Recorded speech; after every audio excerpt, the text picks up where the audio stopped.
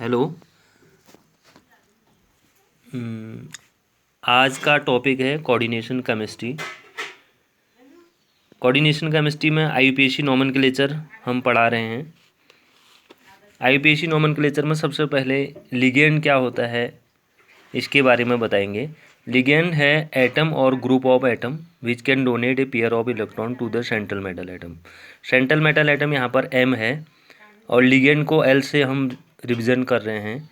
N जो है total number of ligand हैं जो सेंट्रल मेटल एटम से जुड़े हैं।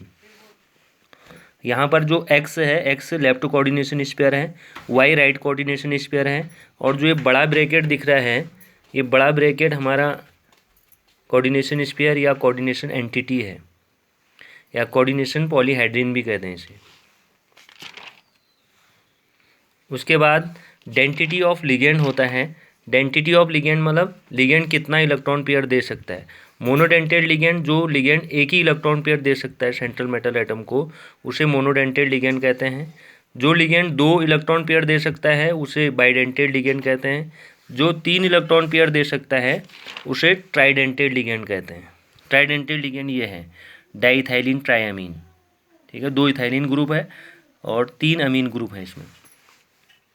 और जो बाइडेंटेड लिगेंड होता है, बाइडेंटेड लिगेंड भी 2 टाइप के होते हैं। अगर जिसके दोनों किनारे सेम हो और उसको ए टाइप का कहते हैं, जैसे इथाइलिन डायमीन, और जिसके दोनों एंड अलग अलग हों, जैसे ये है ग्लाइसिलेट, इसके एक एंड में मिथाइलिन ग्रुप है और एक एंड में ऑक्जिलेट है, तो इसको ग्लाइसिलेट कहते हैं।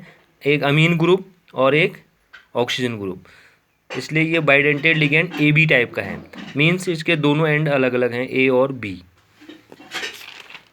उसके बाद हमारे पास कुछ लिगेंड्स हैं जिनका नाम इस प्रकार दिया है। Negative ligands always ended by 8, 8 and 8, और इनमें से माइनस ई करते हैं। इनके लास्ट में ई है, ई को हटाते हैं, प्लस ओ करते हैं। तो जो 8 है उसका 8O हो जाएगा, जो 8 है आइटो हो जाएगा, जो आइड है उसका आइडो हो जाएगा। जैसे सल्फेट है, सल्फेट का सल्फेटो हो जाएगा फॉर एग्जाम्पल। वैसे ही कुछ लिगेंड्स के हमने सीरीज दे रखी है, सल्फेट, नाइट्रेट, ऑक्जिलेट, सब लिगेंड इसमें है। इनके लास्ट में ई हटा के ओ लग जाता है। जैसे सल्फेट है तो सल्फेटो, क्लोराइड है तो chlorido. There is some exception for the negative ligand like this, such as hydroxy. Hydroxy is always considered as a hydroxo, oxide, oxo, peroxo and superoxo. peroxo में क्या है, O2 पर 2 निगेटिव तो peroxo, O2 पर 1 negative तो superoxo. This is the super oxide आइन। शायद आपने नहीं सुना होगा, सुपर ऑक्साइड आइन ये होता है, O2 पर 1 negative. Naming of neutral ligand. Neutral ligand ये हैं जैसे H2O, NO, CO, NH3, PY, EDTA, EN। और वैसे ही फिर लास्ट में ये है कि जैसे कॉम्प्लेक्स के बाहर, this is the coordination sphere और coordination entity, this bracket is known as coordination sphere और कोऑर्डिनेशन एंटिटी। इसके बाहर अगर पॉजिटिव चार्ज आता है तो इसको कहते हैं there is no change in the name of central metal atom. उसके अंदर जो भी मेटल होगा उसका नाम में कोई चेंज नहीं आएगा अगर पॉजिटिव चार्ज है बाहर।